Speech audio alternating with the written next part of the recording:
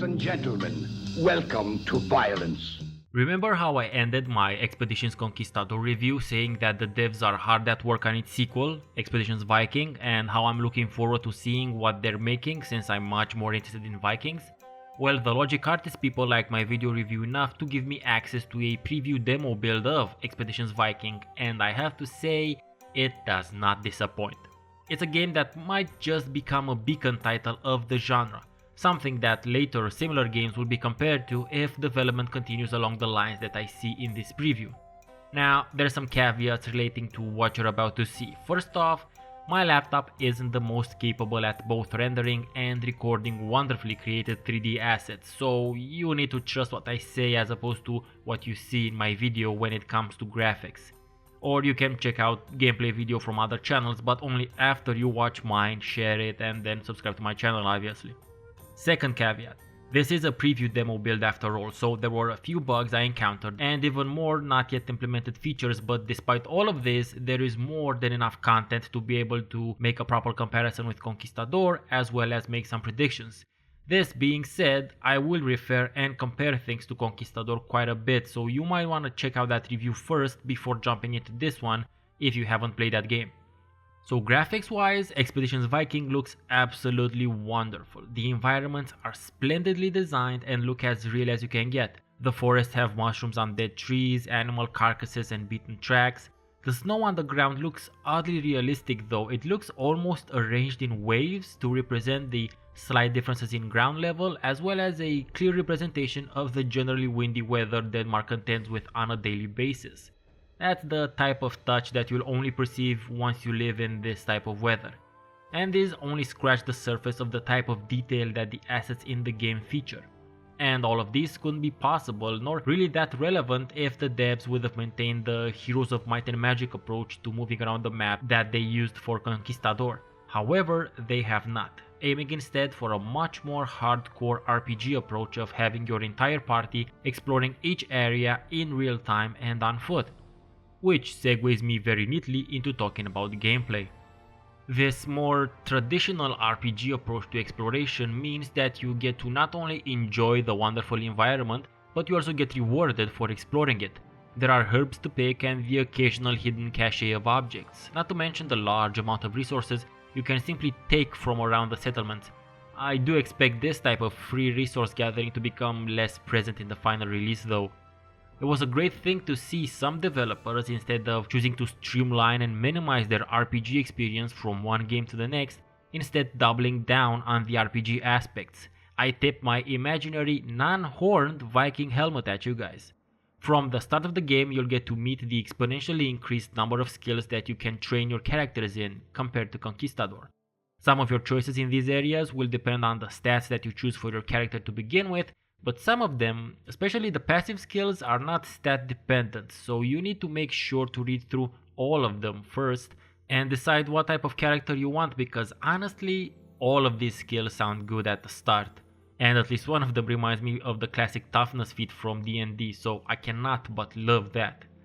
Besides the interactive narrative component of Conquistador, which has been maintained, and which is much more personal in this type of setting due to how the story is set up, so kudos to the writer or writers as well. Expeditions Viking also features a separate mechanic that has to do with the growth and development of your village. In this game, you're not just an explorer out for personal fame and fortune, you're the leader of a village, and as such, you have other responsibilities to contend with, such as the safety, health, and well-being of your people.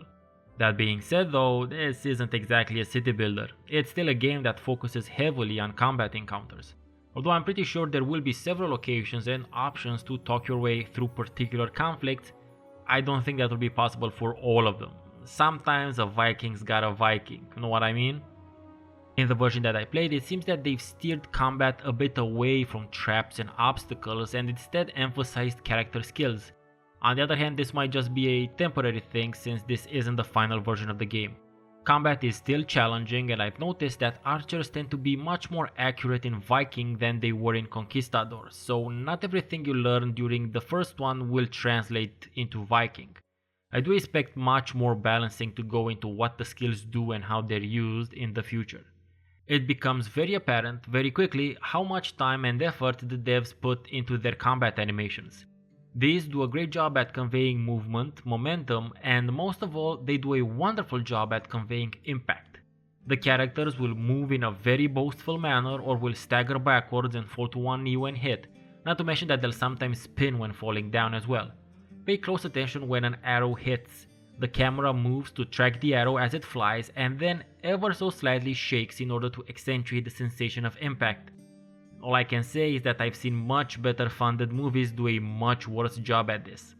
Now, I thought the overnight camping section of Conquistador was deep and interesting, but Viking's camping section is something of a micromanager's wet dream. You can now not only tell each character what to do during the night, but the night itself is divided into 4 shifts, so you can have them doing different things during each of these shifts. And I really can't conclude talking about Expeditions Viking without talking about the music. Now, Conquistadors was good, but the music in Viking is arguably at a higher level. Maybe it's because of the deep familiarity with original sources, the devs are Danish after all, or it's simply that the composer tapped into my expectations of what Viking themed music should be, but just listen to that blood pumping combat music.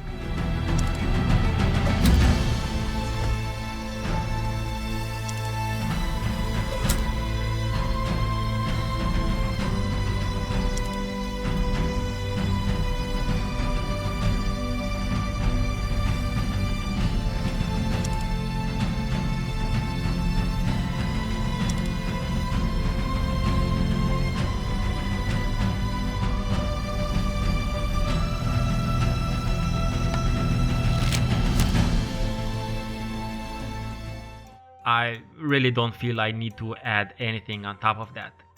So if you're anything like me, love serious RPGs with turn-based tactical combat, enjoy an interactive narrative with branching storylines, and like the Viking theme, then do not hesitate. Add Expeditions Viking to your Steam wishlist and stand by for its full release sometime in the first quarter of 2017. I know I will. And that's about it for my look at the preview build of Expeditions Viking. Thanks for watching and I hope you found it informative. Please like and share the video with your friends and don't forget to subscribe and check out the rest of my channel for many other game and movie reviews. I make videos every week and I'm quite active on Twitter and Facebook, so don't hesitate to drop me a line there, links will be in the description. I've been StefaNonsense and you'll hear me soon.